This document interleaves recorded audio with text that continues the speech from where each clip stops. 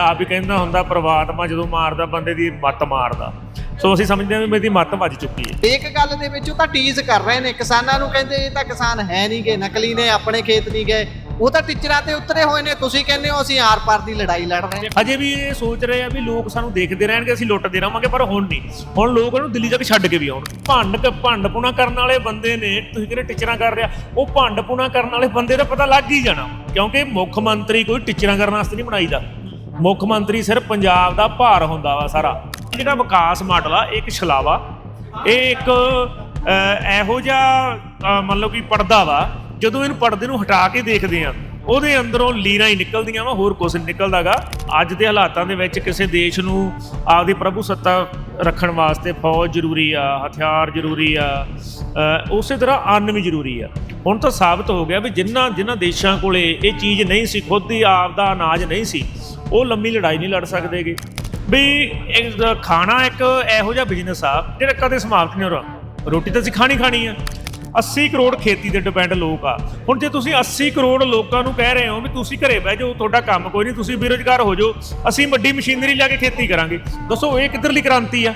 ਇਹ ਕਿੱਧਰਲਾ ਹੱਲ ਆ? ਹੋ ਸਕਦਾ ਵਾ ਜਿਵੇਂ ਇਹ ਭਾਰਤਮਾਲਾ ਦੇ ਨੇੜੇ ਬਣਾ ਰਹੇ, ਜਿੰਨਾ ਪ੍ਰੋਜੈਕਟਾਂ ਦਾ ਭਾਰਤਮਾਲਾ ਵਰਗੀਆਂ ਵੱਡੀਆਂ ਛੜੋੜਾਂ ਦੇ ਨੇੜੇ ਆ, ਇਹਨਾਂ ਨੇ ਆਪਦਾ ਸਮਾਨ ਡੰਪ ਕਰਨਾ ਹੋਵੇ, ਕੋਈ ਸਟੋਰ ਬਣਾਉਣੇ ਹੋਣ ਵੱਡੇ, ਤਾਂ ਕਿ ਆਹ ਬੰਦਰਗਾਹ ਖੋਲ੍ਹ ਕੇ, ਬਾਘੇ ਬਾਰਡਰ ਤੋਂ ਖੋਲ੍ਹ ਕੇ ਸਾਰਾ ਵਪਾਰ ਕੀਤਾ ਜਾ ਸਕੇ। ਪਿੰਡਾਂ ਦਾ ਰਹਿਣ ਵਾਲਾ ਖੁਦ ਕਹਿੰਦਾ ਵਾ, ਇਹਨੂੰ ਇਹ ਨਹੀਂ ਪਤਾ ਕਿ ਲੋਕ ਤਾਂ ਵੱਟ ਪਿੱਛੇ ਭਰਾ ਮਾਰ ਦਿੰਦੇ, ਭਰਾ ਫੈਰ ਮਾਰ ਦਿੰਦਾ।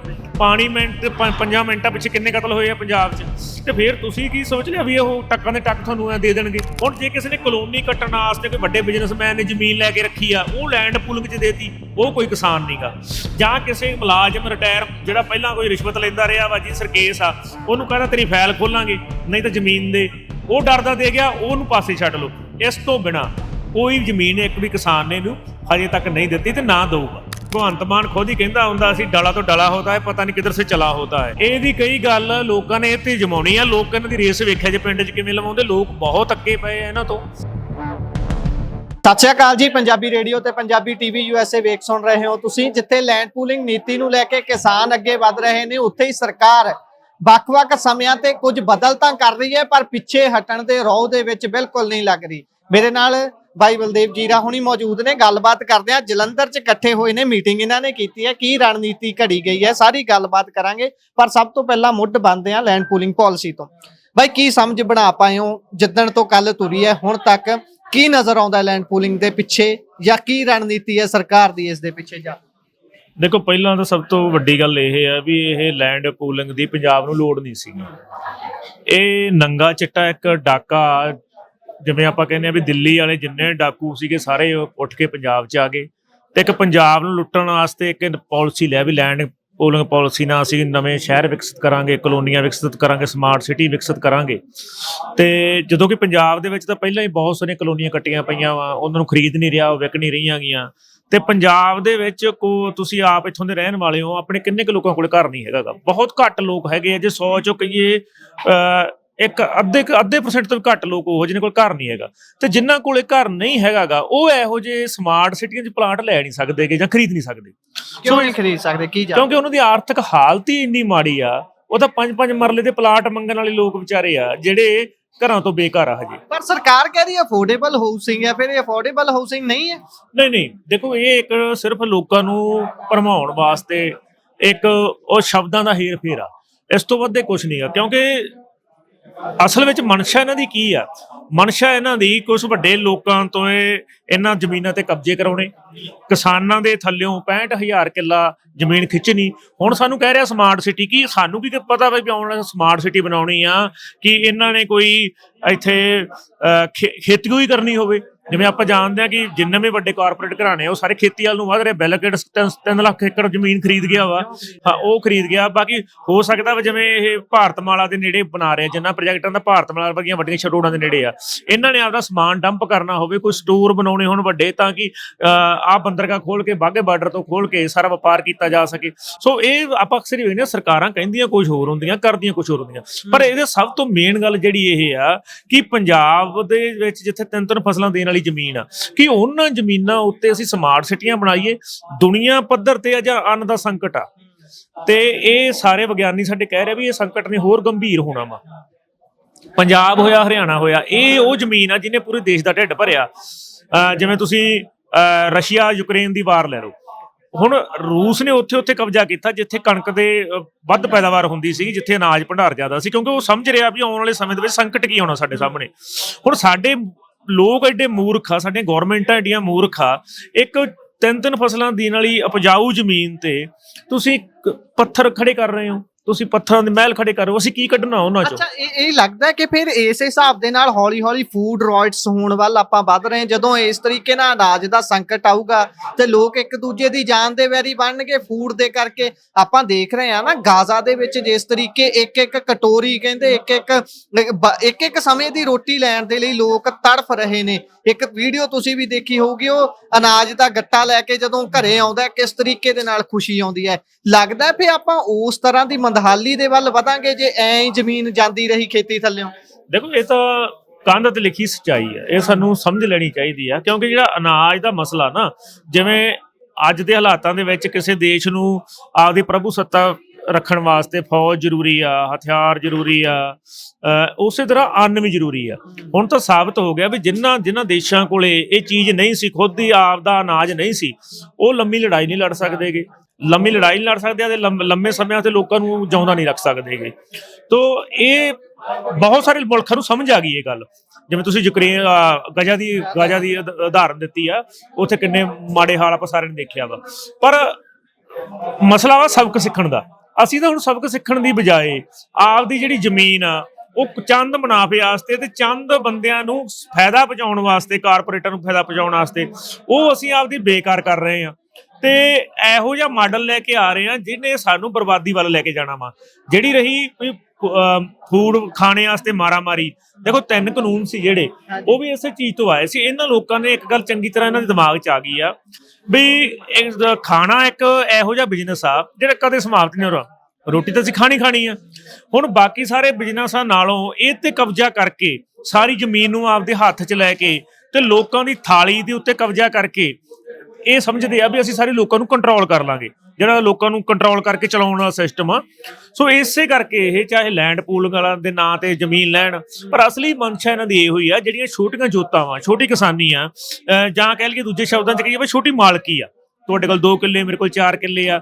ਇਹ ਮਾਲਕੀ ਖਤਮ ਕਰਕੇ ਇਹ ਸਾਰੀ ਜ਼ਮੀਨ ਵੱਡਿਆਂ ਨੂੰ ਦੇ ਕੇ, ਵੱਡਿਆਂ ਹੱਥਾਂ ਨੂੰ ਸੌਂਪ ਕੇ ਜਿਹੜੀ ਸਾਡੀ ਥਾਲੀ ਆ ਉਹ ਤੇ ਕਬਜ਼ਾ ਕਰਨ ਦੀ ਸਕੀਮ ਕਹਿ ਲਈਏ ਕਿਤੇ ਕਾਰਪੋਰੇਟ ਖੇਤੀ ਦਾ ਮਾਡਲ ਹੋ ਸਕਦਾ, ਜਿੱਦਾਂ ਅਮਰੀਕਾ 'ਚ ਹਜ਼ਾਰਾਂ ਏਕੜ ਦੇ ਵਿੱਚ ਹੁੰਦੀ ਹੈ।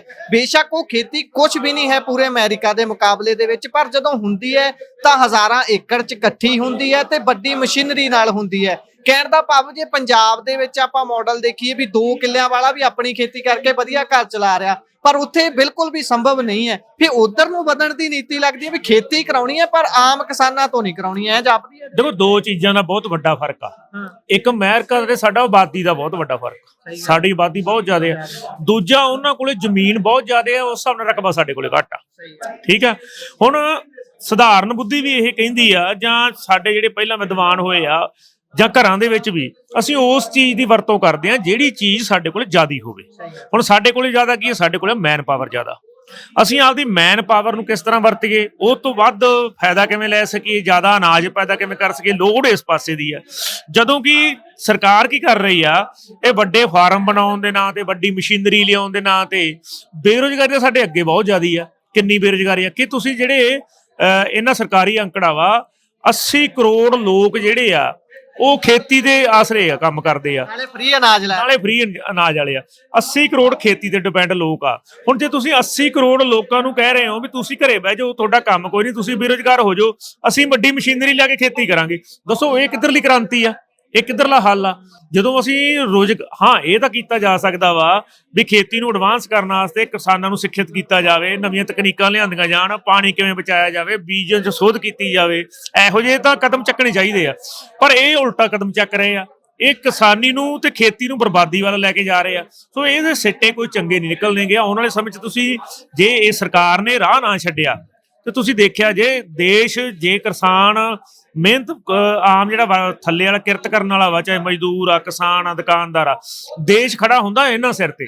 ਦੇਸ਼ ਪੂੰਜੀਪਤੀਆਂ ਸਿਰ ਤੇ ਨਹੀਂ ਖੜਾ ਹੁੰਦਾਗਾ। ਠੀਕ ਆ, ਜਿਹੜਾ ਇਹ ਵਿਕਾਸ ਦੀ ਗੱਲ ਕਰਦੇ ਆ, ਵਿਕਾਸ ਹੁੰਦਾ ਵਾ ਵੀ ਜਿਹੜਾ ਸਾਡਾ ਪ੍ਰਤੀ ਪਰਿਵਾਰ ਆ ਉਹਨੂੰ ਸੁੱਖ ਸਹੂਲਤਾਂ ਕਿੰਨੀਆਂ, ਕੀ ਰੋਟੀ ਕੱਪੜਾ ਮਕਾਨ ਉਹਨਾਂ ਕੋਲ ਹੈਗਾ। ਇਹ ਭਾਰਤ ਮਾਲਾ ਵਰਗੀਆਂ ਉੱਚੀ ਉੱਚੀ ਸੜਕਾਂ ਬਣਾਉਣ ਨਾਲ ਵਿਕਾਸ ਨਹੀਂ ਹੁੰਦਾ। ਸੋ ਸਾਡੇ ਲੋਕਾਂ ਨੂੰ ਬਹੁਤ ਵੱਡਾ ਭੁਲੇਖਾ ਪਾ ਕੇ ਵਿਕਾਸ, ਜਿਵੇਂ ਆਪਾਂ ਪਿਛਲੇ ਦਿਨੀ ਮੇਰਾ ਸਾਥੀ ਇੱਕ ਜੋ ਗੁਜਰਾਤ ਜਾ ਕੇ ਆਇਆ, ਉਹ ਮੈਂ ਤੁਹਾਨੂੰ ਪੁੱਛਿਆ ਨਹੀਂ, ਮੈਨੂੰ ਗੱਲ ਸੁਣਾਉਣ ਲੱਗ ਪਿਆ ਆ ਕੇ, ਕਹਿੰਦਾ ਯਾਰ ਐਵੇਂ ਗੁਜਰਾਤ ਮਾਡਲ ਦਾ ਰੌਲਾ ਪਾਇਆ ਤਾਂ ਸ਼ਹਿਰਾਂ 'ਚ ਇੰਨੀ ਗੰਦਗੀ ਆ, ਇੰਨਾ ਰੋਡ ਟੁੱਟੇ ਹੋਏ ਆ, ਬੁਰੇ ਹਾਲ ਆ, ਪਰ ਜਿਹੜੇ ਆਮ ਲੋਕ ਜਾਂਦੇ ਉਹ ਵੱਡੀਆਂ ਸੜਕਾਂ ਥਾਣੀ ਜਾਂਦੇ ਆ, ਪੁਲਾਂ ਥਾਣੀ ਜਾਂਦੇ। ਉਹ ਕਹਿੰਦੇ ਮੋਦੀ ਨੇ ਬਹੁਤ ਵਿਕਾਸ ਕੀਤਾ। ਉਹਨੂੰ ਐਕਸਪ੍ਰੈਸ ਵੇ ਕਹਿ ਕੇ ਕਹੀ ਜਾਂਦੇ ਵੀ ਉੱਥੋਂ ਦੀ ਕੱਢਿਆ ਕਿਉਂਕਿ ਜਦੋਂ ਅਸੀਂ ਥੱਲੇ ਗਰਾਊਂਡ 'ਚ ਉਤਰ ਕੇ ਸੱਚਾਈ ਦਿਸਦੀ ਹੈ ਸਾਨੂੰ, ਫਿਰ ਉਹ ਸਭ ਕੁਝ ਨੰਗਾ ਹੋ ਜਾਂਦਾ। ਸੋ ਇਸ ਕਰਕੇ ਇਹ ਜਿਹੜਾ ਵਿਕਾਸ ਮਾਡਲ ਆ, ਇਹ ਇੱਕ ਛਲਾਵਾ, ਇਹ ਇੱਕ ਇਹੋ ਜਿਹਾ ਮੰਨ ਲਓ ਕਿ ਪਰਦਾ ਵਾ, ਜਦੋਂ ਇਹਨੂੰ ਪਰਦੇ ਨੂੰ ਹਟਾ ਕੇ ਦੇਖਦੇ ਆ, ਉਹਦੇ ਅੰਦਰੋਂ ਲੀਰਾਂ ਹੀ ਨਿਕਲਦੀਆਂ ਵਾ, ਹੋਰ ਕੁਝ ਨਹੀਂ ਨਿਕਲਦਾਗਾ। ਇਹ ਇੱਕ ਡਰਾਮਾ, ਇਸ ਤੋਂ ਵੱਧ ਕੁਝ ਨਹੀਂ ਹੈਗਾ। ਅੱਛਾ, ਇਹਦੇ ਸਾਰੇ ਦੇ ਵਿੱਚ ਫਿਰ ਆਪਾਂ ਇਸ ਗੱਲ ਨੂੰ ਕਿਵੇਂ ਸਮਝੀਏ ਕਿ ਸਰਕਾਰ ਕਿੱਥੇ ਖੜੀ ਹੈ? ਮੁੱਖ ਮੰਤਰੀ ਭਗਵੰਤ ਮਾਨ ਦੀ ਸਾਈਕੀ ਇਸ ਦੇ ਪਿੱਛੇ ਕੀ ਹੋ ਸਕਦੀ ਹੈ? ਕਿੰਨਾ ਜ਼ੋਰ ਚੱਲਿਆ ਹੋਊ ਇਸ ਪਾਲਿਸੀ ਤੇ ਉਹਨਾਂ ਦਾ ਬਣਾਉਣ ਦੇ ਪਿੱਛੇ, ਅਪਲਾਈ ਕਰਨ ਦੇ ਪਿੱਛੇ? ਤੇ ਖੁਦ ਮੁੱਖ ਮੰਤਰੀ ਜਿਹੜਾ ਆਪ ਕਹਿੰਦਾ ਮੈਂ ਕਿਸਾਨ ਦਾ ਪੁੱਤ ਹੈ, ਕਿਸਾਨੀ ਕੀਤੀ ਹੈ, ਮੈਂ ਸਾਰਾ ਕੁਝ ਖਿਆਲ ਜੋਤਿਆ ਹੈ, ਮੈਂ ਈਸ਼ਰ ਟਰੈਕਟਰ ਚਲਾਉਂਦਾ ਰਿਹਾ, ਮੈਂ ਇੰਜਨ ਸਟਾਰਟ ਕਰਦਾ ਰਿਹਾ, ਫਿਰ ਕੀ ਲੱਗਦਾ ਉਹ ਸੱਚੀਓ ਕਿਸਾਨੀ ਨੂੰ ਮਾਈਂਡ 'ਚ ਰੱਖ ਕੇ ਬਣਾਈ ਗਈ ਪਾਲਿਸੀ ਹੈ? ਦੇਖੋ, ਦੋ ਚੀਜ਼ਾਂ, ਇੱਕ ਕਹਿੰਦੇ ਹੁੰਦੇ ਵਿਨਾਸ਼ ਕਾਲੇ ਵਿਪਰੀਤ ਬੁੱਧੀ, ਦੂਜਾ ਇਹ ਆਪ ਹੀ ਕਹਿੰਦਾ ਹੁੰਦਾ ਪ੍ਰਮਾਤਮਾ ਜਦੋਂ ਮਾਰਦਾ ਬੰਦੇ ਦੀ ਮੱਤ ਮਾਰਦਾ। ਸੋ ਅਸੀਂ ਸਮਝਦੇ ਹਾਂ ਵੀ ਮੇਰੀ ਮੱਤ ਵੱਜ ਚੁੱਕੀ ਹੈ। ਇਹ ਅਸਲ ਵਿੱਚ ਜੱਜਮੈਂਟ ਨਹੀਂ ਕਰ ਸਕਿਆ। ਇਹ ਕਹਿੰਦਾ ਮੈਂ ਖੇਤ ਜਾਂਦਾ ਵਾਂ, ਟਰੈਕਟਰ ਚਲਾਉਣਾ ਵਾਂ, ਖੇਤੀ ਕਰਦਾ ਵਾਂ, ਪਰ ਪੰਜਾਬ ਦੇ ਲੋਕਾਂ ਦੀ ਸਮਝ, ਸੋਚ, ਉਹਨਾਂ ਦੀ ਸਾਈਕੀ, ਉਹਨਾਂ ਦਾ ਸੋਚਣ ਦਾ ਤਰੀਕਾ ਇਹ ਸਮਝ ਨਹੀਂ ਸਕਿਆ। ਜੇ ਸਮਝਦਾ ਹੁੰਦਾ ਤੇ ਇਹ ਤਾਂ ਪਿੰਡਾਂ ਦਾ ਰਹਿਣ ਵਾਲਾ ਖੁਦ ਕਹਿੰਦਾ ਵਾ, ਇਹਨੂੰ ਇਹ ਨਹੀਂ ਪਤਾ ਕਿ ਲੋਕ ਤਾਂ ਵੱਟ ਪਿੱਛੇ ਭਰਾ ਮਾਰ ਦਿੰਦੇ, ਭਰਾ ਫੈਰ ਮਾਰ ਦਿੰਦਾ। ਪਾਣੀ ਮਿੰਟ 5 ਮਿੰਟਾਂ ਪਿੱਛੇ ਕਿੰਨੇ ਕਤਲ ਹੋਏ ਆ ਪੰਜਾਬ 'ਚ, ਤੇ ਫਿਰ ਤੁਸੀਂ ਕੀ ਸੋਚ ਲਿਆ ਵੀ ਉਹ ਟੱਕਾਂ ਦੇ ਟੱਕ ਤੁਹਾਨੂੰ ਐ ਦੇ ਦੇਣਗੇ? ਇੱਕ ਤਾਂ ਇਹ ਗੱਲ। ਦੂਜੀ ਇਹ ਗੱਲ ਵੀ ਹੁਣ ਸਰਕਾਰ ਨੂੰ ਅਸੀਂ ਸਮਝਦੇ ਹਾਂ ਕਿ ਉਹਨਾਂ ਨੂੰ ਆਪ ਜਿਹੜਾ ਉਹਨਾਂ ਨੇ ਜਾਲ ਬੁਣ ਲਿਆ, ਜਿਹੜਾ ਪੰਗਾ ਲੈ ਲਿਆ, ਹੁਣ ਉਹਦੇ ਚੋਂ ਨਿਕਲਣ ਦਾ ਇਹਨੂੰ ਰਾਹ ਨਹੀਂ ਦਿਸ ਰਿਹਾ ਕੋਈ। ਪਰ ਉਹ ਤਾਂ ਹੱਲੇ ਵੀ ਟੀਚਰਾਂ ਕਰੀ ਜਾਂਦੇ ਨੇ। ਤੁਸੀਂ ਕਹਿੰਦੇ ਹੋ ਰਾਹ ਨਹੀਂ ਲੱਭ ਰਿਹਾ, ਉਹ ਤਾਂ ਹੱਲੇ ਵੀ ਟੀਚਰਾਂ ਆਪਣੇ ਸੋਸ਼ਲ ਮੀਡੀਆ ਤੇ ਪੋਸਟਾਂ ਪਾਈ ਜਾਂਦੇ ਨੇ। ਲੁਧਿਆਣੇ ਸਪੀਚ ਦਿੱਤੀ ਹੈ ਤਾਂ ਟੀਚਰਾਂ ਹਰੇਕ ਗੱਲ ਦੇ ਵਿੱਚ ਉਹ ਤਾਂ ਟੀਜ਼ ਕਰ ਰਹੇ ਨੇ ਕਿਸਾਨਾਂ ਨੂੰ, ਕਹਿੰਦੇ ਇਹ ਤਾਂ ਕਿਸਾਨ ਹੈ ਨਹੀਂ ਗੇ, ਨਕਲੀ ਨੇ, ਆਪਣੇ ਖੇਤ ਨਹੀਂ ਗਏ। ਉਹ ਤਾਂ ਟੀਚਰਾਂ ਤੇ ਉਤਰੇ ਹੋਏ ਨੇ। ਤੁਸੀਂ ਕਹਿੰਦੇ ਹੋ ਅਸੀਂ ਆਰ ਪਾਰ ਦੀ ਲੜਾਈ ਲੜ ਰਹੇ ਹਾਂ। ਦੇਖੋ, ਇੱਕ ਚੀਜ਼ ਤਾਂ ਹੈਗੀ ਆ, ਹੁਣ ਮੈਂ ਖੇਤੀ ਕਰਦਾ, ਮੈਂ ਆਪਦਾ ਪੇਸ਼ੇ ਵਜੋਂ ਮੈਂ ਜਾਣਿਆ ਹੀ ਜਾਣਾ, ਮੇਰੀਆਂ ਹਰਕਤਾਂ ਸਾਰਾ ਕੁਝ ਸਾਹਮਣੇ ਆ ਜਾਣਾ। ਮੈਂ ਖੇਤੀ ਕਰਦਾ, ਕਿਸਾਨ। ਬੇਸ਼ੱਕ ਕਈ ਫੜਨ ਦਾ ਤਰੀਕਾ ਹੀ ਹੋਵੇ, ਉਹਨੇ ਦੱਸ ਦੇਣਾ। ਹੁਣ ਭੰਡ ਪੁਣਾ ਕਰਨ ਵਾਲੇ ਬੰਦੇ ਨੇ, ਤੁਸੀਂ ਕਹਿੰਦੇ ਟੀਚਰਾਂ ਕਰ ਰਿਹਾ, ਉਹ ਭੰਡ ਪੁਣਾ ਕਰਨ ਵਾਲੇ ਬੰਦੇ ਦਾ ਪਤਾ ਲੱਗ ਹੀ ਜਾਣਾ ਵਾ, ਕਿਉਂਕਿ ਮੁੱਖ ਮੰਤਰੀ ਕੋਈ ਟੀਚਰਾਂ ਕਰਨ ਵਾਸਤੇ ਨਹੀਂ ਬਣਾਈਦਾ। ਮੁੱਖ ਮੰਤਰੀ ਸਿਰਫ ਪੰਜਾਬ ਦਾ ਭਾਰ ਹੁੰਦਾ ਵਾ ਸਾਰਾ, ਠੀਕ ਆ, ਪਰ ਜਦੋਂ ਖੂਨ ਦੇ ਵਿੱਚ ਭੰਡ ਪੁਣਾ ਵਸਿਆ ਹੋਇਆ ਵਾ, ਉਹ ਟੀਚਰਾਂ ਹੀ ਕਰੂਗਾ। ਦੂਜੀ ਗੱਲ ਲੁਧਿਆਣੇ ਦੀ ਕੀਤੀ ਤੁਸੀਂ, ਪਿਛਲੇ ਦਿਨੀ ਇੱਕ ਬਹੁਤ ਹੀ ਭਰੋਸੇਯੋਗ ਪੱਤਰਕਾਰ ਆ ਮਿੰਟੂ ਗੁਰੂਸਰੀਆ, ਉਹਨੇ ਇੱਕ ਖੁਲਾਸਾ ਕੀਤਾ ਵੀ ਜਿਹੜੀ ਇਹ ਕਹਿੰਦੇ ਆ ਵੀ 2000 ਏਕੜ ਜਿਹੜਾ ਕਿੱਲਾ ਸਾਨੂੰ ਲੋਕਾਂ ਨੇ ਦੇਤੀ ਆ ਲੁਧਿਆਣੇ ਦੇ ਵਿੱਚ, ਲੈਂਡ ਪੂਲਿੰਗ 'ਚ ਆ ਗਈ ਆ, ਉਹਦੇ 'ਚ ਕੌਣ ਆ? ਇੱਕ ਤਾਂ ਉਹਨਾਂ ਨੇ ਕੀ ਕੀਤਾ, ਉੱਥੇ ਵੱਡੇ ਬੰਦੇ ਜਿਹੜੇ ਕੁਝ ਜਿਨ੍ਹਾਂ ਦੀ 200 ਏਕੜ 400 ਏਕੜ ਜ਼ਮੀਨ ਸੀਗੀ, ਜਿਹੜੇ ਇਹਨਾਂ ਦੇ ਕਾਰਪੋਰੇਟ ਲਈ ਰੱਖੀ, ਹਾਂ, ਜਿਨ੍ਹਾਂ ਨੇ ਖੁਦ ਹੀ ਕਲੋਨੀਆਂ ਕੱਟਣ ਵਾਸਤੇ ਰੱਖੀ ਹੋਈ ਸੀ, ਉਹਨਾਂ ਨੂੰ ਵਿੱਚ ਸ਼ਾਮਲ ਕਰ ਲਿਆ। ਉਹ ਕਹਿਤਾ ਵੀ ਸਾਨੂੰ ਇੰਨੀ ਜ਼ਮੀਨ ਮਿਲ ਗਈ ਆ। ਫਿਰ ਇਹ ਕੀ ਕਰ ਰਹੇ ਆ, ਉੱਥੇ ਜਿਹੜੇ ਰਿਟਾਇਰ ਮੁਲਾਜ਼ਮ ਆ ਉਸ ਏਰੀਏ ਦੇ, ਜਿਨ੍ਹਾਂ ਨੇ ਕੁਝ ਨੌਕਰੀ ਸਮੇਂ ਲੈ ਦੇ ਕੀਤੀ, ਉਹਨਾਂ ਨੂੰ ਦਾਬੇ ਮਾਰੇ ਜਾ ਰਹੇ ਆ ਵੀ ਸਾਰੀ ਜ਼ਮੀਨ ਰੱਖੋ ਇੱਧਰ, ਲੈਂਡ ਪੂਲਿੰਗ 'ਚ ਦਿਓ, ਨਹੀਂ ਤੁਹਾਡੀਆਂ ਫਾਈਲਾਂ ਖੋਲਾਂਗੇ। ਸਾਨੂੰ ਇਹ ਸਾਡਾ ਸਵਾਲ ਆ ਵੀ ਜੇ ਤੇਰੀ ਨੀਤੀ ਇੰਨੀ ਚੰਗੀ ਆ, ਜੇ ਲੋਕ ਤੇਰੇ ਨਾਲ ਆ, ਪੰਜਾਬ ਦੇ ਲੋਕ ਤੇਰੇ ਨਾਲ ਆ, ਤੂੰ ਪੰਜਾਬ ਦੇ ਉਹਨਾਂ ਪਿੰਡਾਂ 'ਚ ਜਾ ਆਪ। ਪਹਿਲੀ ਗੱਲ ਤਾਂ ਹਿੰਮਤ ਕਰ ਜਾਣ ਦੀ, ਉੱਥੇ ਲੋਕਾਂ ਨੂੰ ਕਹੋ ਵੀ ਮੇਰੇ ਨਾਲ ਤੁਸੀਂ ਹੈਗੇ ਤੇ ਮੈਨੂੰ ਜ਼ਮੀਨ ਦਿਓ। ਅਸਲ ਗੱਲ ਕੀ ਆ, ਪੰਜਾਬ ਦੇ ਕਿਸਾਨਾਂ ਨੇ ਇੱਕ ਵੀ ਘਰ ਨੇ ਇੱਕ ਜ਼ਮੀਨ ਨਹੀਂ ਦਿੱਤੀ ਜਿਹੜਾ ਖੇਤੀ ਕਰਦਾ ਵਾ, ਜਿਹੜਾ ਆਪਦੇ ਬੱਚੇ ਪਾਲਦਾ ਸੀ, ਕਿਸਾਨ ਉਹਨੂੰ ਮੰਨਦੇ ਆ। ਹੁਣ ਜੇ ਕਿਸੇ ਨੇ ਕਲੋਨੀ ਕੱਟਣ ਵਾਸਤੇ ਕੋਈ ਵੱਡੇ ਬਿਜ਼ਨਸਮੈਨ ਨੇ ਜ਼ਮੀਨ ਲੈ ਕੇ ਰੱਖੀ ਆ, ਉਹ ਲੈਂਡ ਪੂਲਿੰਗ 'ਚ ਦੇਤੀ, ਉਹ ਕੋਈ ਕਿਸਾਨ ਨਹੀਂਗਾ। ਜਾਂ ਕਿਸੇ ਮੁਲਾਜ਼ਮ ਰਿਟਾਇਰ ਜਿਹੜਾ ਪਹਿਲਾਂ ਕੋਈ ਰਿਸ਼ਵਤ ਲੈਂਦਾ ਰਿਹਾ ਵਾ, ਜੀ ਸਰਕੇਸ ਆ, ਉਹਨੂੰ ਕਹਿੰਦਾ ਤੇਰੀ ਫਾਈਲ ਖੋਲਾਂਗੇ, ਨਹੀਂ ਤਾਂ ਜ਼ਮੀਨ ਦੇ, ਉਹ ਡਰਦਾ ਦੇ ਗਿਆ, ਉਹਨੂੰ ਪਾਸੇ ਛੱਡ ਲਓ। ਇਸ ਤੋਂ ਬਿਨਾਂ ਕੋਈ ਜ਼ਮੀਨ ਇੱਕ ਵੀ ਕਿਸਾਨ ਨੇ ਇਹਨੂੰ ਹਜੇ ਤੱਕ ਨਹੀਂ ਦਿੱਤੀ ਤੇ ਨਾ ਦਊਗਾ। ਅੱਛਾ, ਲੜਾਈ ਹੁਣ ਖੇਤੀ ਯੋਗ ਜ਼ਮੀਨ ਦੀ ਹੈ ਜਾਂ ਫਿਰ ਜ਼ਮੀਨ ਦੀ ਹੈ, ਕੁੱਲ ਜ਼ਮੀਨ ਦੀ ਹੈ? ਦੇਖੋ, ਲੜਾਈ ਹੋਣੀ ਜ਼ਮੀਨ ਦੀ ਕੁੱਲ ਦੀ ਚਾਹੀਦੀ ਹੈ। ਅਸੀਂ ਕਵਾਂਗੇ ਵੀ ਪੰਜਾਬ ਦੀ 1 ਇੰਚ ਵੀ ਜ਼ਮੀਨ ਨਹੀਂ ਜਾਣੀ ਚਾਹੀਦੀ, ਖਾਸ ਕਰਕੇ ਖੇਤੀ ਯੋਗ ਜ਼ਮੀਨ ਤਾਂ ਕਿਸੇ ਹਾਲਤ ਨਹੀਂ ਜਾਣੀ ਚਾਹੀਦੀ। ਸਗੋਂ ਇਸ ਤੋਂ ਉਲਟਾ ਹੋਣਾ ਚਾਹੀਦਾ ਵਾ ਵੀ ਜਿਹੜੀਆਂ ਹਜੇ ਤੱਕ ਇਹਨਾਂ ਨੇ ਡਿਵੈਲਪ ਨਹੀਂ ਕਰ ਸਕੇਗੇ, ਜਿਹੜੇ ਚਿੱਟੇ ਹਾਥੀ ਖੜੇ ਨੇ, ਚਿੱਟੇ ਹਾਥੀ ਖੜੇ ਆ, ਉਹ ਵੀ ਉਹਨਾਂ ਨੂੰ ਖਤਮ ਕਰਕੇ ਵਾਹੀਯੁਗ ਜ਼ਮੀਨ 'ਚ ਤਬਦੀਲ ਕਰਨਾ ਚਾਹੀਦਾ। ਲੋੜ ਤਾਂ ਇਸ ਗੱਲ ਦੀ ਆ। ਤੇ ਜਿਹੜੇ ਆ ਜਿਹੜੇ ਫਾਲਤੂ ਦੇ ਬਣਾਏ ਜਾ ਰਹੇ ਆ ਲਗਾਤਾਰ, ਕੋਈ ਨੈਸ਼ਨਲ ਹਾਈਵੇ ਆ ਜੀ, ਇਹ ਸਾਡੀ ਭਾਰਤਮਾਲਾ ਵਾ, ਪੰਜਾਬ ਦੇ ਲੋਕਾਂ ਨੂੰ ਇਸ ਦੀ ਲੋੜ ਨਹੀਂਗੀ। ਅਸੀਂ ਇਹ ਸਮਝਦੇ ਆ ਸਾਡੇ ਵਾਸਤੇ ਨਹੀਂਗੇ, ਕਾਰਪੋਰੇਟ ਘਰਾਂ ਵਾਸਤੇ ਆ, ਵੱਡੇ ਕੰਟੇਨਰ ਲਿਆਉਣ ਵਾਸਤੇ ਆ, ਸਾਡੇ ਵਾਸਤੇ ਨਹੀਂਗੇ। ਇਹਨਾਂ ਦੀ ਪੰਜਾਬ ਨੂੰ ਕੋਈ ਲੋੜ ਨਹੀਂਗੀ। ਵਾਹੀਯੋਗ ਜ਼ਮੀਨ 1 ਇੰਚ ਵੀ ਨਹੀਂ ਜਾਣੀ ਚਾਹੀਦੀ। ਅੱਛਾ, ਇਹ ਸਾਰੇ ਦੇ ਵਿੱਚ ਫਿਰ ਤੁਸੀਂ ਜਿਹੜੇ ਇਹਨਾਂ ਦੇ ਸੁਪਰੀਮੋ ਨੇ ਅਰਵਿੰਦ ਕੇਜਰੀਵਾਲ, ਮਨੀਸ਼ ਸਿਸੋਦੀਆ, ਉਹਨਾਂ ਦੀ ਭੂਮਿਕਾ ਨੂੰ ਕਿੰਨੀ ਦੇਖਦੇ ਹੋ? ਇਹ ਪਾਲਿਸੀ ਨੂੰ ਬਣਾਉਣ ਦੇ ਵਿੱਚ ਉਹਨਾਂ ਦਾ ਕਿੰਨਾ ਰੋਲ ਹੋਊਗਾ? ਉਹਨਾਂ ਦਾ 100% ਰੋਲ ਹੋਊਗਾ, ਭਗਵੰਤ ਮਾਨ ਤੋਂ ਵੱਧ ਹੋਊਗਾ। ਕਿਉਂਕਿ ਭਗਵੰਤ ਮਾਨ ਤਾਂ ਅਸੀਂ ਜਿਹੜੀ ਮੈਂ ਤੁਹਾਨੂੰ ਪਹਿਲਾਂ ਗੱਲ ਕਹਿ ਕੇ ਹਟਿਆ ਵੀ ਪੰਜਾਬ ਦਾ ਰਹਿਣ ਵਾਲਾ, ਇਹ ਤਾਂ ਪਤਾ ਹੀ ਨਹੀਂ ਕਿਵੇਂ ਫਸ ਗਿਆ ਵਿੱਚ। ਉਹ ਤਾਂ ਇੱਕ ਹੁੰਦਾ ਵਾ ਬੰਦਾ ਨਭੋਲ ਪੁਣੇ 'ਚ ਫਸ ਜਾਂਦਾ, ਉਹ ਭੋਲਾ ਹੁੰਦਾ, ਉਹਨੂੰ ਪਤਾ ਨਹੀਂ ਹੁੰਦਾ। ਇੱਕ ਬੰਦਾ ਹੁੰਦਾ ਉਹ ਸੋਚ ਸਮਝ ਕੇ ਠੱਗੀ ਮਾਰਦਾ। ਅਰਵਿੰਦ ਕੇਜਰੀਵਾਲ, ਮਨੀਸ਼ ਸਿਸੋਦੀਆ, ਉਹ ਸੋਚ ਸਮਝ ਕੇ ਠੱਗੀ ਮਾਰਦੇ ਨਾ। 420 ਕਰਨ ਵਾਲੇ ਬੰਦੇ ਆ, ਉਹ ਨਟਵਰ ਲਾਲ ਦਿੱਲੀ 'ਚ ਤੁਸੀਂ ਗੱਲ ਕਰੋ, ਉਹ ਕਹਿੰਦੇ ਨਟਵਰ ਲਾਲ ਹੈ ਤਾਂ। ਸੋ ਇਹ ਠੱਗ ਬੰਦੇ ਆ, ਇਹਨਾਂ ਨੂੰ ਪੰਜਾਬ ਨਾਲ ਕੋਈ ਵਾਸਤਾ ਨਹੀਂ। ਇਹ ਪੰਜਾਬ ਦੇ ਇਤਿਹਾਸ ਤੋਂ ਜਾਣੂ ਨਹੀਂ, ਪੰਜਾਬ ਦੇ ਸੱਭਿਆਚਾਰ ਤੋਂ ਜਾਣੂ ਨਹੀਂ, ਪੰਜਾਬੀਆਂ ਦੀ ਸਾਈਕੀ ਤੋਂ ਜਾਣੂ ਨਹੀਂ। ਇਹ ਬਸ ਆ ਗਏ, ਹੁਣ ਇਹਨਾਂ ਨੂੰ ਪੰਜਾਬ ਦਾ ਪੈਸਾ ਦਿਸ ਰਿਹਾ ਸੀ, ਬੜਾ ਪੈਸਾ ਇਹਨੇ ਪਹਿਲਾਂ ਬਰਬਾਦ ਵੀ ਕਰਤਾ। ਹਜੇ ਵੀ ਇਹ ਸੋਚ ਰਹੇ ਆ ਵੀ ਲੋਕ ਸਾਨੂੰ ਦੇਖਦੇ ਰਹਿਣਗੇ, ਅਸੀਂ ਲੁੱਟਦੇ ਰਹਾਂਗੇ, ਪਰ ਹੁਣ ਨਹੀਂ। ਹੁਣ ਲੋਕ ਇਹਨੂੰ ਦਿੱਲੀ ਤੱਕ ਛੱਡ ਕੇ ਵੀ ਆਉਣਗੇ। ਆਖਰੀ ਸਵਾਲ, ਕੀ ਹੁਣ ਇਹ ਸਾਰੇ ਦੇ ਵਿੱਚ ਕਿਸਾਨ ਪੈਰ ਪਾਉਣ ਦੇਣਗੇ ਆਪਣੀ ਜ਼ਮੀਨ 'ਚ ਇਹਨਾਂ ਨੂੰ? ਮਤਲਬ ਹੀ ਨਹੀਂ ਜੀ ਕੋਈ। ਤੁਸੀਂ ਦੇਖੋ, ਕਿਸਾਨ ਜਥੇਬੰਦੀਆਂ ਤਾਂ ਬਾਅਦ ਵਿੱਚ ਐਕਟਿਵ ਹੋਈਆਂ ਵਾ। ਪਹਿਲਾਂ ਜਿੰਨੇ ਵੀ ਜਿਹੜੇ ਪੀੜਤ ਕਿਸਾਨ ਸੀ, ਜਦੋਂ ਵੀ ਕੋਈ ਉਹਨਾਂ ਨਾਲ ਗੱਲ ਕਰਦਾ ਸੀ, ਉਹਨਾਂ ਕੋਲ ਇੱਕ ਜਵਾਬ ਹੀ ਹੁੰਦਾ ਸੀ ਵੀ ਮੇਰੀ ਵਾਟ ਤੇ ਚੜੇ ਕੋਈ ਗੋਲੀ ਮਾਰੂ। ਇਹ ਸਿੱਧਾ ਜਿਹਾ ਜਵਾਬ ਹੈ ਕਿ ਤੁਸੀਂ ਬਾਪੂ ਦੀ ਵੀਡੀਓ ਸੁਣੀ, ਉਹ ਕਹਿੰਦਾ 3 ਦਿਨ ਪੋਸਟਮਾਰਟਮ ਚੱਲੂਗਾ। ਸੋ 5 ਦਿਨ ਪੋਸਟਮਾਰਟਮ ਚੱਲੂਗਾ। ਉਹੀ ਵੀਡੀਓ ਕਹਿੰਦੇ ਉਹਨਾਂ ਦੇ ਗਰੁੱਪ 'ਚ ਵੀ ਪੈ ਗਈ ਆਮ ਆਦਮੀ ਪਾਰਟੀ ਵਾਲਿਆਂ ਦੇ। ਮਨੀਸ਼ ਸਿਸੋਦੀਆ ਪੁੱਛੀ ਜਾਂਦਾ ਇਹ ਗੱਲ ਕੀ ਕਰਦਾ, ਕਹਿੰਦਾ ਸਿਹਤ ਕ੍ਰਾਂਤੀ ਨਾਲ ਜੁੜੀ ਗੱਲ ਕਰਦਾ।